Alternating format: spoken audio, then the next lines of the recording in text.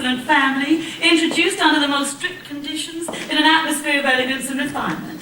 Object, matrimony. Now, I'm afraid I won't be able to offer my usual lightning service today, as I have a previous appointment in Yonkers, New York, arranging the second marriage of Horace Vanderbilt to the well-known half-a-millionaire. Well, as my late husband Ephraim Levi always said, that means he's got at least 60,000 cash. But I promise to do my best to have you carried across somebody's threshold before this week is out. Now, I might also add I'm available for financial consultations, instruction in the mandolin and guitar, short distance hauling, and varicose veins reduced. Call on Dolly. She's the one that spinsters recommend to stay the kind of idle sister.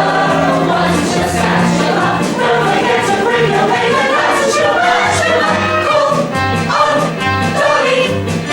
Mrs. Levi! Mr. Kemp, the artist.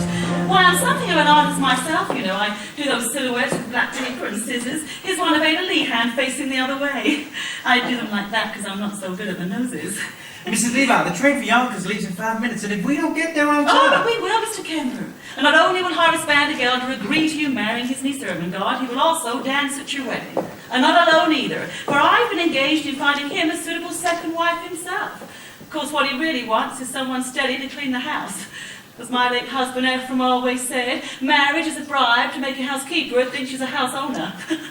I know all about that, Mrs. Levi. Half New York says he's going to propose to Miss Irene Malloy this very afternoon. Which is exactly why I'm on my way to Yonkers this morning and can take on your case and knock off 4 lovebirds with 1 stone, or whatever I throw, we'll see. I don't seem to have to change for my fare. Only large bills, 5s and 7s. Well, I have some change here somewhere, Mrs. Levi.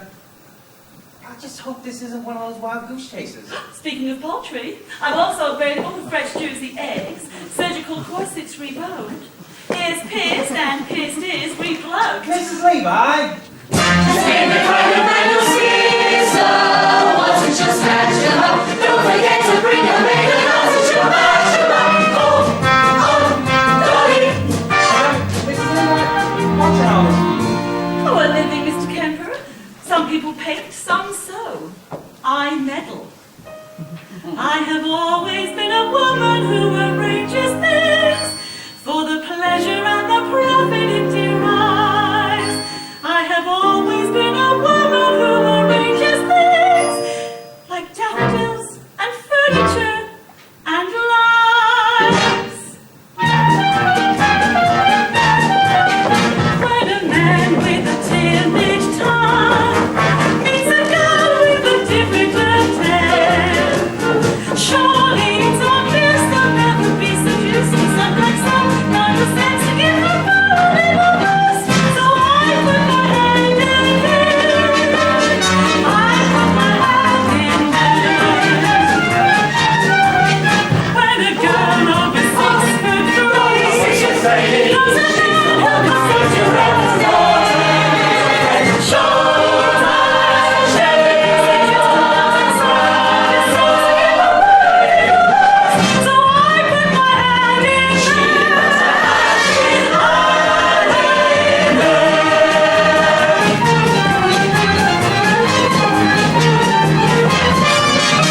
I have always been a woman who arranges things.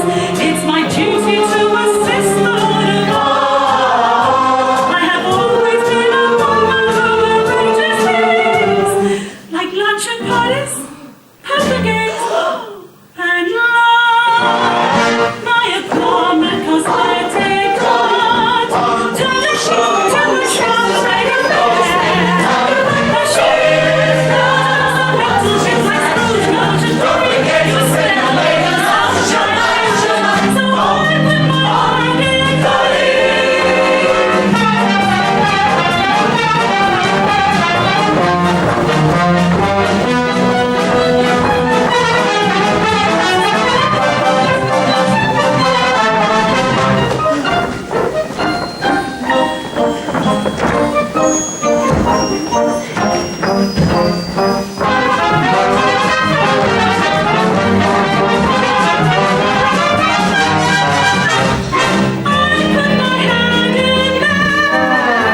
and twist a little, stir a little.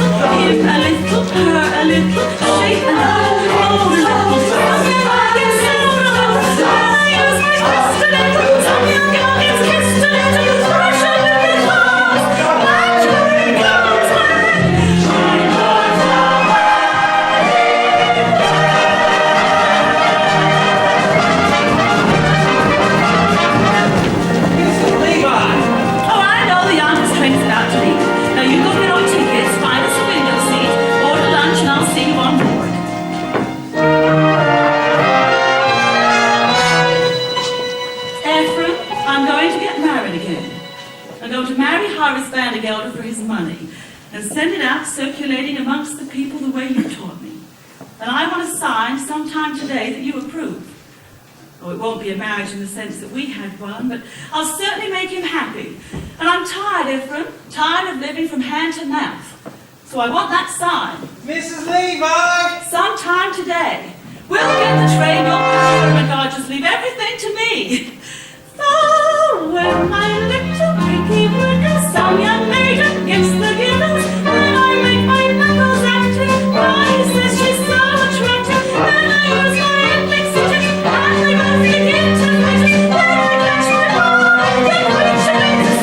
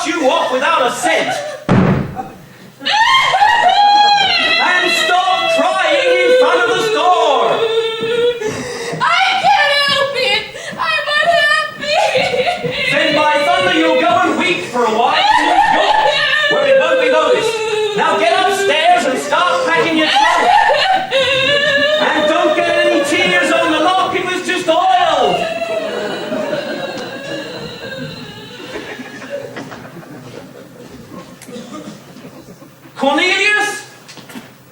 Barnaby?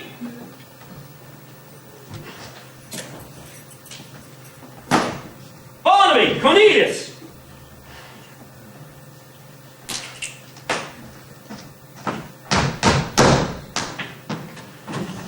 You stabbed Mr. Van der Gelder? I did. I got news for you both.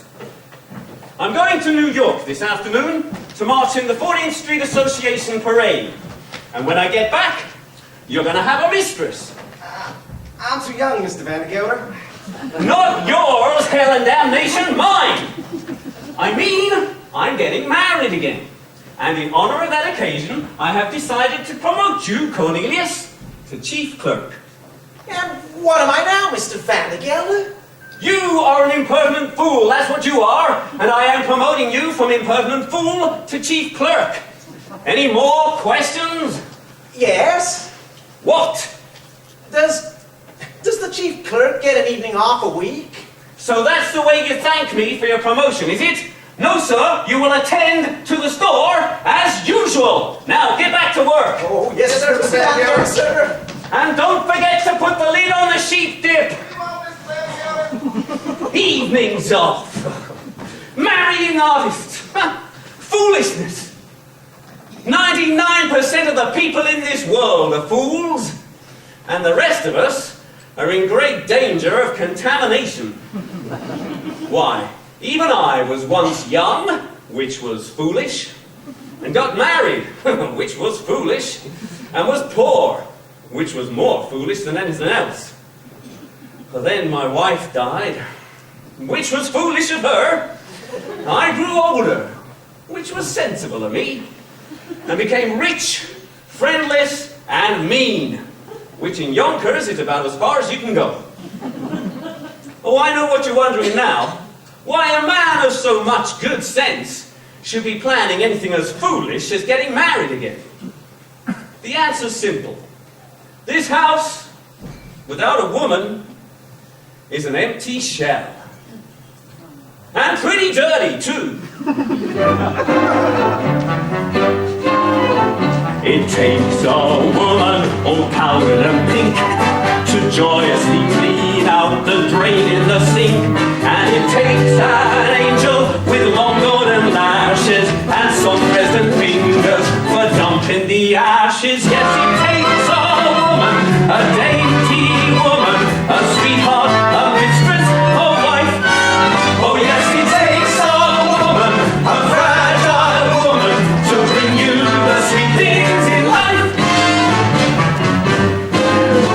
That frail young maiden who's constantly there for washing and brewing and shoeing the mare. Yes, it takes a female for setting the table and weaving the guernsey and cleaning the stable. Yes, it takes a woman, a dainty woman, a sweetheart, a mistress, a wife.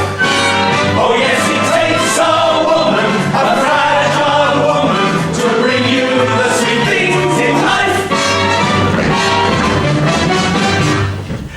And so she'll work until infinity.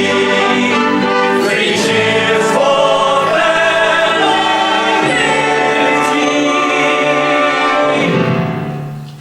God bless femininity.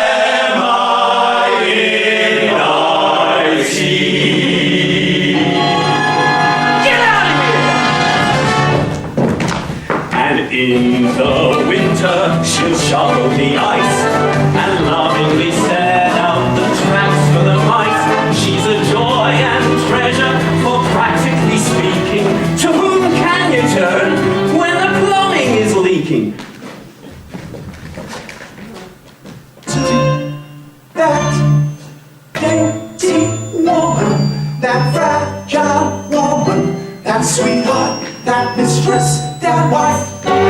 Oh yes, it takes a woman, a husky woman, to bring you the sweet things in life. In life. It takes a darling woman, a tiny dainty woman, up the bed and up to over. It takes a woman, a fragile woman, to bring you the sweet things in life.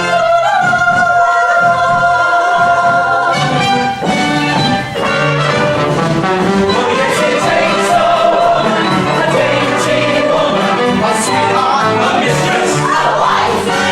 Oh yes, it takes a woman, a fragile woman, to bring you the sweet things in life.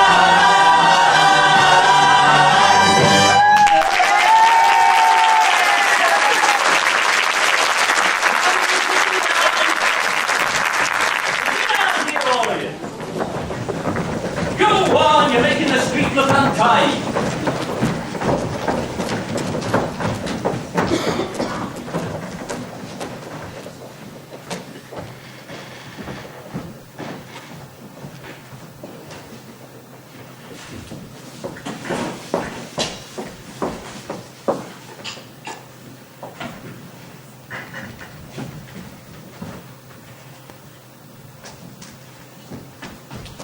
Congratulations, congratulations, 1,000 congratulations. What? What? Why, all of New York is buzzing with the news that you have practically proposed to Irene Malloy. While the streets are lined with eligible young ladies prostrate with grief. Oh, my congratulations and sympathy. Sympathy? Oh, did I say that? Oh, the tongue, no. I'm delighted with the happy news. After all, she wasn't easy to unload. I mean, by that I mean, you know what people said, though I didn't believe the rumors at all. No, I did not. Rumors? What rumors? Oh, nothing to get upset about. I mean, according to all known facts, her first husband passed on quite naturally. It's just that he died so suddenly. The few spoons of chowder that she had made specially for him, and... Oh, but it could happen to anybody. No, there's no truth in it. Just one word of advice. Eat out. Now, hold on, Mrs. Levi. You mean to say that Mrs. Malloy... Oh, I need to say nothing, just friendly advice. Keep away from the chowder. Oh, by the way, she's chosen her wedding gown. It's beautiful. You should see it. Black. Oh, well, Many congratulations on your forthcoming nuptials, and may you rest in peace. I'm sorry. And may guardian angels watch over you both, particularly at dinner. Now look here, Mrs. Levi. You introduced me to Mrs. Malloy, and rumours or not, I intend calling on her this afternoon as arranged. Well, very well. I'll tell the other girl, the heiress, not to wait. What did you say? Oh, nothing, a word. Heiress. Particulars, Mrs. Levi. I demand particulars. Her name. Her name, Money. Ernestina Money. What a lovely, lovely name. Why, picture, if you will, hair as shiny as a newly minted dime, eyes as round as silver dollars, skin as soft and mossy as an old greenback. Oh, I can feel her now. Age 19, weight 102, waist 47. Waist 47? With the money belt. Well, I can arrange for you to meet Miss Ernestina this afternoon. No, I ain't got time, Mrs. Levi. I'm going to bring my niece Ermengarde to New York this afternoon until she forgets a certain Ambrose Kemper. Why don't you let me do that? I know just how to handle these things. Then I'm marching in the 14th Street Parade. Why, what a coincidence. Guess who's been chosen to ride on the main float, the spirit of 14th Street? Miss Money. All right, Mrs. Levi, I'll meet Miss Money at the parade, but I still intend calling on Mrs. Malloy first. Races, you make me run. Well, very well, I'll see you outside Ida Malloy's hat shop at 2:30 on the bench as usual, okay? One more thing, Mrs. Levi. Suppose I decide against Mrs. Malloy, and I don't like Miss Money neither. Oh, well, don't worry. I've another name, one I know as well as my own. But that'll come up on its own in good time. Don't you worry about that. You just wait till you see Ernestina, Horace. A vision, a dream. It takes a woman all powdered and pink to joyously clean out the drain in the sink. And it takes an angel with long golden lashes and soft pleasant fingers for adopting the act. Yes, it takes a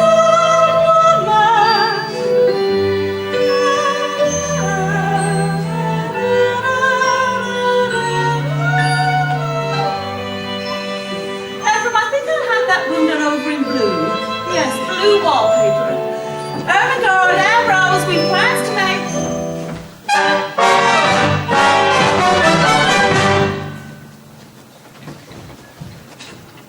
Chief clerk. Promoted from chief clerk to chief clerk. And if I'm lucky, in 10 years, I'll be promoted to chief clerk again.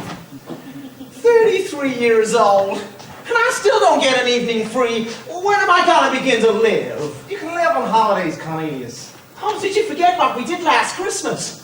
All those canned tomatoes went bad and exploded, and you and I cleaned up the mess all afternoon. Do you call that living? No. Barnaby, you and I are going to New York. You mean close the store? Uh-huh. Cornelius, we can't. We'll have to. Some more rotten tomato cans, they'll explode. Holy caboose, how do you know? Cause I'm gonna light these candles on them, and that's how I know. Oh, they'll make such a smell. Customers won't be able to come into the place for 24 hours. That'll get us an evening off. We're going to New York, Barnaby, and we are gonna live. Oh, we're gonna have a good meal. We're gonna be in danger. We're gonna spend all our money. We're gonna get arrested. Holy caboose! And one more thing. We're not coming back to Yonkers until we've each kissed a girl. Cornelius, you can't do that. You don't know any girls. I'm 33 years old. I gotta begin sometime. I'm only 17, Cornelius. It's not that urgent for me. New York, Barnaby. Elevated trains. The lights of Broadway. The stuffed whale at Barnum's Museum. A stuffed whale? A stuffed whale. What do you say, Barnaby? Yes, Cornelius, yes! Now, the first thing we need to do is make you financially independent, Ambrose. I know, I'll get you a job. Can you dance? I'm an artist, Mrs. Levi. I paint. Mrs. Dolly Levi. Painters taught how to dance? Now, there's a man, Rudolph Reisenweber, at the Harmonia Gardens on 14th Street. I'll give you a note for him this afternoon, and we'll see if he can't have you both entered into the poker contest this evening. Poker contest? The prize is a week's engagement and a gold cup. The cups we won, Ephraim and me. Hold on, Mrs. Levi. No fiancé man is going to sit in the cafe. And I don't mind saying that. I'm surprised you have acquaintances in a place like that. Well, acquaintances, Mr. Cameron, friends. Dear friends from days gone by. Well, my husband Ephraim believed in life, but any place you could find it. Cafes, restaurants, yes, even theatres. Well, even when times were hard, every Saturday night, down those stairs like clockwork we came, Ephraim and me. So very well coming down like clockwork, Mrs. Levi. But you're asking how we're going to get there. Well, it's the only way we can make Horace Vanderbilt know that we mean business. Now, we go to the Harmonia Gardens this afternoon and tell them Mrs. Levi sent you. Oh, and tell Rudolph that Dolly's back. And I want a table this evening for 2 and a chicken for 8 o'clock tonight. 8 o'clock tonight. Bottle roll-ups are right, Cornelius. And hold the camera on the ones at the top. Not too close. That's right under that ready to burst. Oh, holy caboose, Cornelius! I can smell it from up here.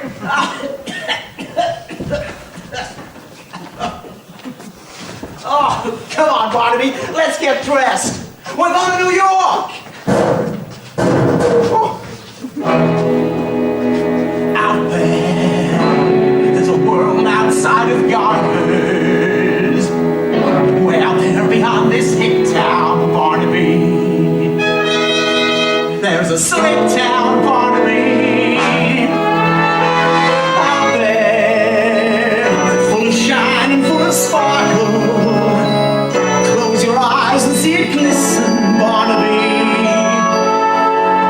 Listen, Barnaby.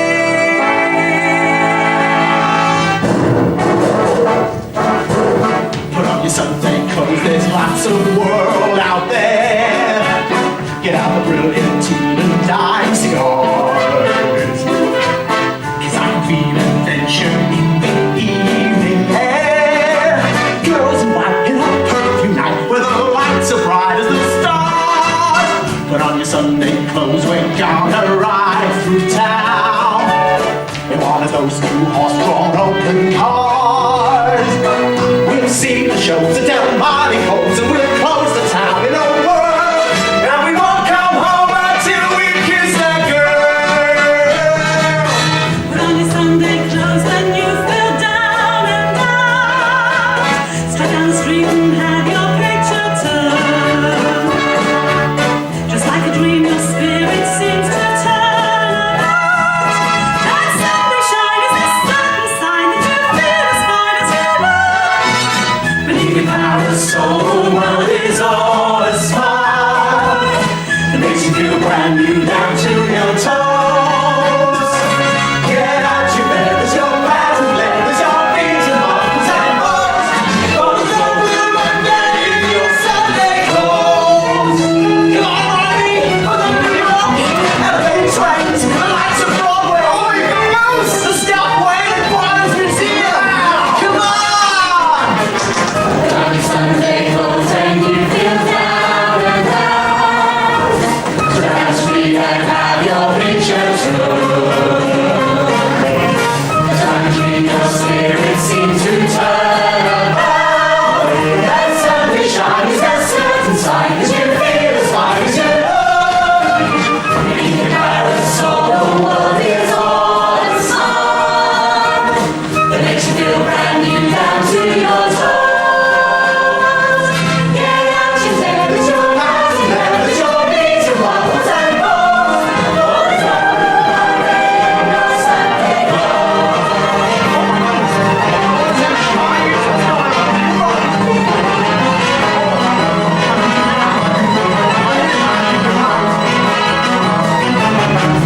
grown up in the world's a simple song.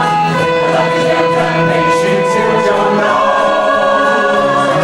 Get out your sleigh, there's no battle, there's no races, splendors and halls. But not in your Sunday clothes. Rudolph, stop sleeping, don't cry on the valises. We haven't missed the train yet, thank Lord. And roads are improving now, so I only left the thesis. Over 7 minutes late. On board!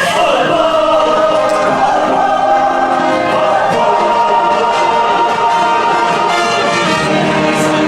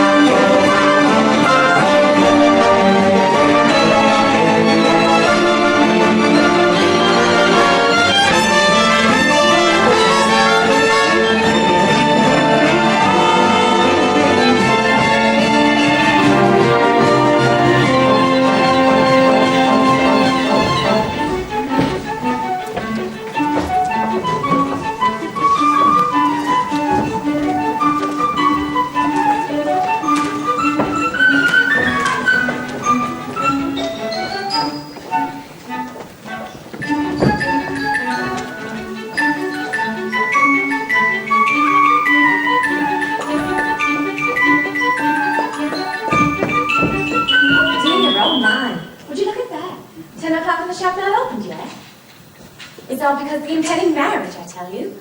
What marriage? Oh, I thought you knew. The marriage Mrs. Levi is arranging between Mr. Horace Vandegelder, the well-known Yonkers half-a-millionaire, and my employer and friend, Mrs. Irene Malloy. Although, if you ask me, he'll never take the place of her late husband, Mr. Peter Malloy. May he rest in peace wherever he is, I'm not sure. He was a caution, you know. Oh, it's all too much. What with late husbands and new marriages and on top of everything else, Miss Mortimer returning this hat for the third time. Same old story. She wants more cherries and feathers, cherries and feathers, cherries and feathers. Till I catch her bow, I suppose. Although, if you ask me, she'd do better with a nice heavy veil. I told her, ribbons down all back is what we'll be wearing this summer when he catches gentleman's eye. But she'd have none of it. Cherries and feathers she wants. On today's all days, when poor dear sweet Mrs. Malloy has enough on her mind. What with that? With what, Minnie? With the door. It's stuck. It's stuck?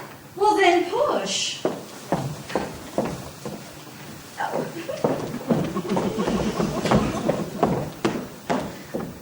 And as I was saying, Mrs. Malloy, I could bow out my tongue for the things I've said and the things I'm going to say. But as long as I've gone this far, I might as well go all the way. Mrs. Malloy, why? I'll say it, Minnie. Why have I decided to marry Horace Vandegelder? Oh, Mrs. Malloy, I didn't ask you that. I'd rather die on the rack than ask you such a personal question, but as long as you did bring it up. I am marrying Horace Vandegelder for one reason, and one reason alone, Minnie. To get away from the military business. I hate hats! Mrs. Malloy! And I can no longer stand being suspected of being a wicked woman with nothing to show for it. Mrs. Malloy! Oh, don't protest, Minnie. All millineresses are suspected of being wicked women. That's why I can't go into restaurants, balls, or theaters. That's all the proof that they need. You take my word for it, Minnie. Either I marry Horace Vandegelder, or I break out of this place like a fire engine. Oh no, not Miss Mortimer again. Miss Mortimer, I'll take care of it. No, Minnie, leave it be. You can make another hat for Miss Mortimer if you like. I'm wearing this one myself. Mrs. Malloy, you can't. You're a widow, and that hat, well, it's provocative, that's what. Is it, Minnie? Well, who knows who may walk into the shop today, and provocative may be just what I want to be. Mrs. Malloy!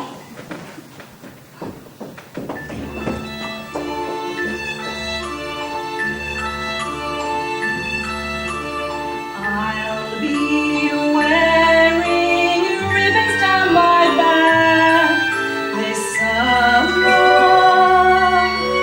Blue and green and streaming through the yellow sky. So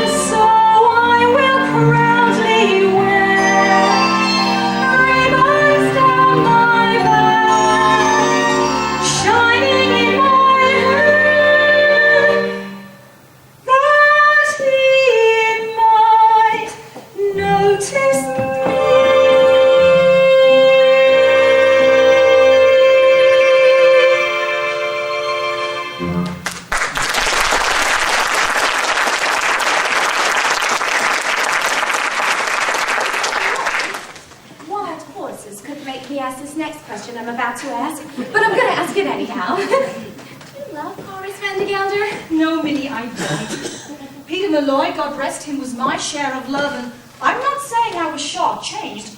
Once is enough for a woman as long as it's true love, and it was that. Minnie, look! There's two men staring at the shop. Men? Why, I do believe they mean to come in here. Men? In the shop? Oh, Mrs. Malloy, what do we do? Do? Why, flirt with them, of course. I'll give you the short one, Mrs. Malloy, and you and I talk about love. Love enough I've had, Minnie. It's a bit of adventure I could do with now. We'll get them all heated up and then drop them cold. It'll be good practice for married life. Now, you go into the room. I know some ways we can perk up our appearances. Besides, a bit of a wait will only make them nervous and then easier for us to... If you say bam, I'll scream. Bam! And so I'll try to make it easier to find me in the stillness of July. Because a breeze might stir a rainbow behind me that might happen to catch the gentleman's eye. Oh, Minnie, we are getting adventure out of this yet.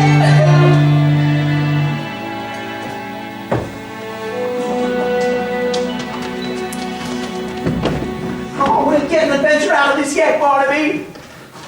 All day long, we walk around New York and nothing happens. And then suddenly we come to the quietest street in the city and... Oh, Van de Gelder. Is he still out there? Go look. He's sitting right on that bench. Connie, are you sure this is an adventure? Oh, you don't need to ask, Barnaby. He'll know when you're in one, all right. How much money have you got left? Not much. 40 cents for dinner, 30 cents for the train back, 20 cents to see the wave. 90 cents. Why? Oh, when those women come back, we'll have to pretend to be customers. Yeah, that's it, customers. Maybe the best thing to do is to pretend to be rich. Then we won't have to spend anything. We're two men about town, looking for hats for ladies. Good afternoon, Mrs. Malloy. Oh, here, Cornelius hat. Oh, Barnaby Tutton here. My pleasure, gentlemen. Now, what can I do for you? Well, you see, we're two ladies about town looking for some hats to Malloy, and we wondered, We're hats, you see, and we wanted to buy a lady or two to Malloy with. well, we want a hat for a lady, of course. And everybody said, go to Mrs. Malloy's because she's so pretty. I mean, because her hats are so pretty. And so reasonable, Cornelius. As reasonable as under $1. Well, it's still give us to see the wave. Oh, you gotta pay no mind, man. He's come all the way from Yonkers to see the stuffed whale, and he's all excited. Just keep your eyes fixed on that street, Barnaby, and maybe you'll see it pass by. Is it big? A black? With mean little eyes? Yeah. He's sitting right on that bench. Excuse me, but did you say Yonkers, Mr. Hackle? Oh, yes, ma'am, Yonkers. And forgive me for saying this, but you should see Yonkers. Oh, of course, by that I mean, perhaps Mr. Malloy would like to see Yonkers, too. I'm a widow, Mr. Hackle. You are? Oh, Barnaby, she's a widow! Oh, that's too bad. I mean, of course, I'm sure Mr. Malloy would have enjoyed Yonkers, especially in that hat. Oh, aren't you, of course, I mean, not Mr. Malloy, may you rest in peace. You're a Catholic, aren't you? Well, don't let that worry you. I'd be prepared to change.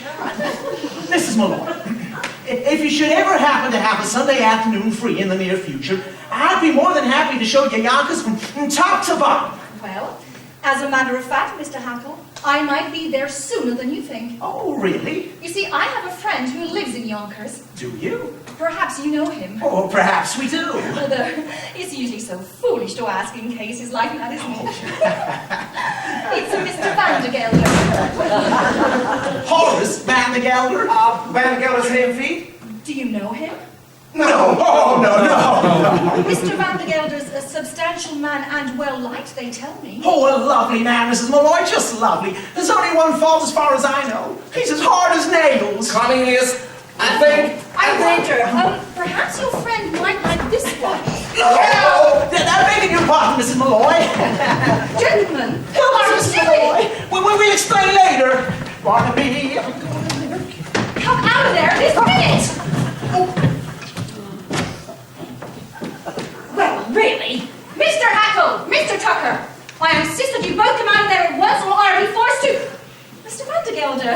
Mrs. Malloy. I don't suppose Mrs. Levi is here, is she? She was supposed to meet me on that bench 10 minutes ago. Well, she can just go looking for me if she comes. When I make an appointment, I like people to be on time. Oh, here. Here's a present for you. Chocolate-covered peanuts. Unshelled. That's the expensive kind. Did I just see you talking to two men? Men? Men, Mr. Van der Gelder?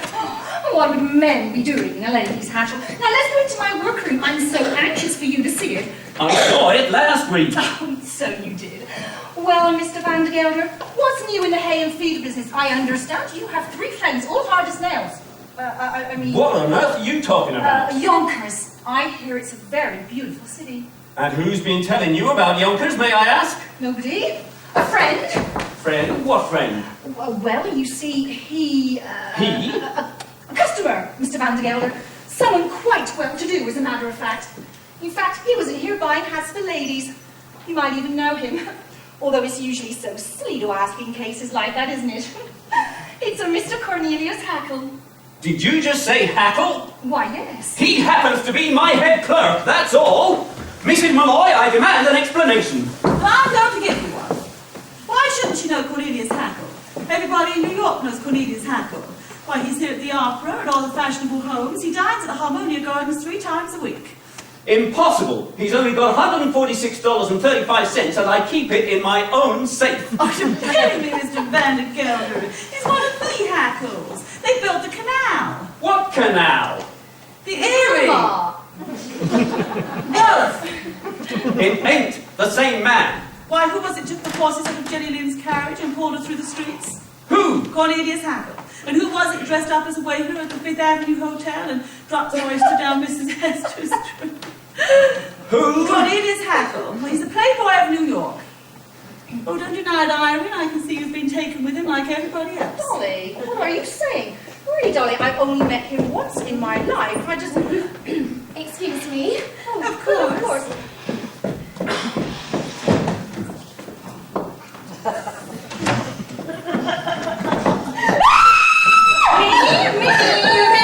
Hold your tongue.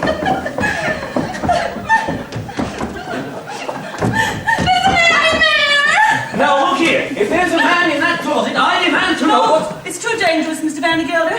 No man that hides in ladies' closets can frighten me, Mrs. Levi. Stand aside. Well, I'm sure you would make short work of any man, Mr. Van der Gelder, with those muscles. I can see them rippling now under your coat. Ripple, ripple, ripple, back and forth. For the last time, Mrs. Levi, would you stand aside? That is exactly what the courts will want to know when you are arrested for entering that closet without a search warrant. I mean, what do you stand for if you don't stand for the law of this great land? I know what I stand for. I stand for motherhood, America, and a hot lunch for orphans. Take off your hat, sir. Betsy Ross's flag is passing. Do you see him on the bridge at Gettysburg? Leading the great triumphal arch. If you see him as he's tramping through the grapes of wrath, stand up and march, march, march. Has this not affected you, sir? I came here at 14 years of age as an immigrant girl from a land oppressed by people, and I must echo here what was said by that great and patriotic American, Moses. I stand for motherhood, America, and a hot lunch for orphans. Take off your hat, sir. There's a distant eagle passing. Do you see him on the bridge at Waterloo? Meet that great triumphal march. If you hear him singing, keep singing the champagne. March, march, march. I stand for motherhood, America, and a hot lunch for orphans. Take off your hat,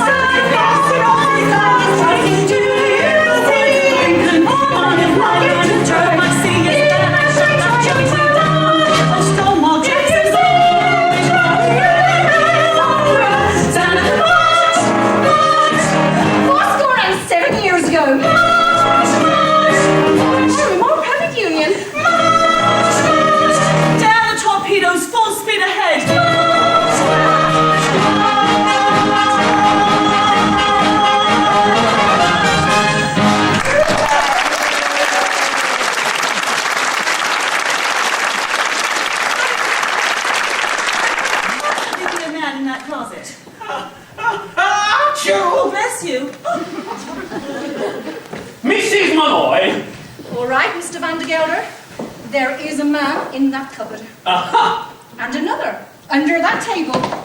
What the devil? There also happens to be a very simple explanation, but for the present, good afternoon. Well, Ira, this room is positively crawling with men. I don't think I'll ever get over it. Well, I assume I'll see you later this afternoon, Mr. Van de Gelder. You certainly will, Mrs. Levi, with a certain young lady on the main float at the end of the parade. Good day, Mrs. Malloy.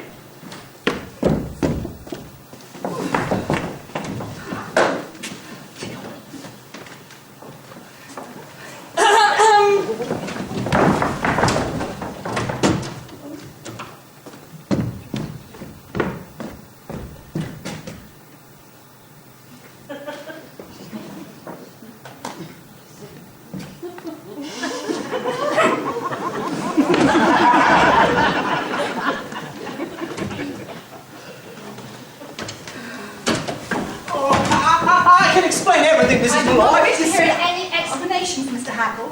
Just you and Mr. Tucker do me the pleasure of leaving my shop at once, or I send for Officer Doherty. Oh, I think sending for an officer is letting them off too lightly, Ira. The law courts, that's where they belong. Well, I've been counting up the offences committing, and I think you have got grounds of 1 non-compos mentis, 2 writs, and a garnichet. The thing is to show that you have tried to settle this amicably. Go to dinner with them. Dinner? Is that absolutely necessary, Dolly? Oh, it's the way of the law, Irene. Dinner first, garnichet afterwards. Well, it must be. Mr. Hackle, Mr. Tucker, you may take Miss Fay and myself out to dinner. Delighted, Mrs. Malloy. I speak for Barnaby, too. I hear there's a real nice restaurant in the railroad station. Oh, no, Mr. Hackle. If the Harmonia Gardens is good enough for your fashionable friends, it's good enough for us. I hear they have a lovely orchestra there. Oh, no, Mrs. Malloy, we couldn't go there. Now, don't misunderstand me. It isn't the money or anything like that. No, it's the... It's the whale. It's the whale. No, it's not the whale, Barnaby. It's the dancing. Yeah, that's it. You see, they have dancing in a place like that. Exhibitions, contests even, and I don't know how. Oh, it would take me weeks, months, years to learn. Huh? Mrs. Dolly Levi, 33-year-old chief clerks, taught how to dance. Oh, come here, it's simple. Now, you put one arm here, and one arm here. Oh, it's no use. I have absolutely no sense of rhythm. Oh, absolutely no sense of rhythm is a primary requirement to learn to dance the Levi Gallagher. Just give me 5 minutes of your time, Mr. Hackle, and I'll have you dancing in the streets. Now, first, put your hand on her waist and stand. Then, with your left hand, take her right hand. Okay? And 1, 2, 3. 1, 2, 3. 1, 2, 3. Wow, I'm dancing! Ooh, well, I was. Yes, of course you were, Mr. Hackle. Take the someone who's arms you're in. Hold on to her tight and spin. And 1, 2, 3, 1, 2, 3, 1, 2, 3. Wow, I'm dancing! Turn around, turn through the air. Catch me a little more and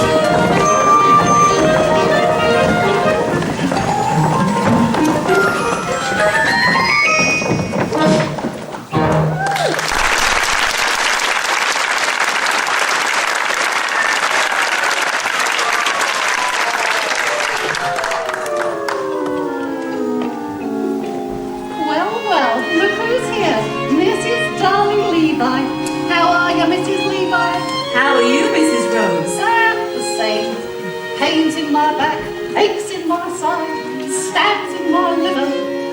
I'm fine. My daughter Fanny got married, you know. Did she? A year ago, last September. It's been a long time since you lived here, Mrs. Levi. Such a long, long time. Ephraim, let me go. It's been long enough, Ephraim. Every evening I've put out the cat. I've locked the door. I've poured myself a little rum toddy. And before I went to bed, I said a prayer, thanking God for my independence, that nobody else's life was caught up in mine. And then the other night, an oak leaf fell out of my Bible. I put it there when you asked me to marry you, Ephraim. A perfectly fine oak leaf, but without colour and without life. And I realised that I was like that oak leaf. For all these years, I've not shed one tear. But then nor have I felt the wonderful hope that something or other would turn out well. So, I've decided to rejoin the human race, Ephraim. And I want you to give me away. Before the parade passes by, I want to get in line while there's still time left. Before the parade passes by.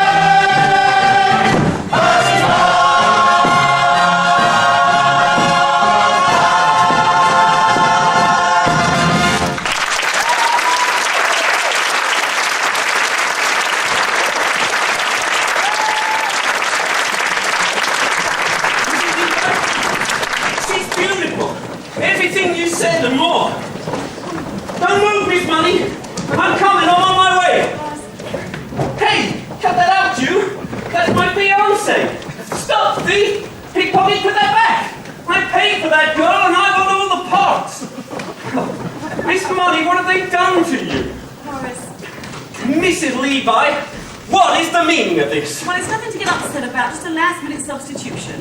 Miss Molly had some urgent business at the Mint. They're running a little short and she's helping out. But she'll meet you at the Harmonia Gardens this evening. Well, that's the most expensive restaurant in the city. Oh, and so it should be. One of the finest food and the fastest waiters in New York. Now, I'm going to be a little bit late, so she'll meet you out front. She'll be in bright pink and singing an old-fashioned song, Sweet Rosie O'Grady. Why, you couldn't miss her if you tried.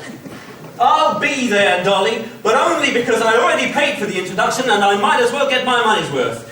But from this point on, you are hereby discharged as my marriage broker. From now on, you're just a woman like anybody else.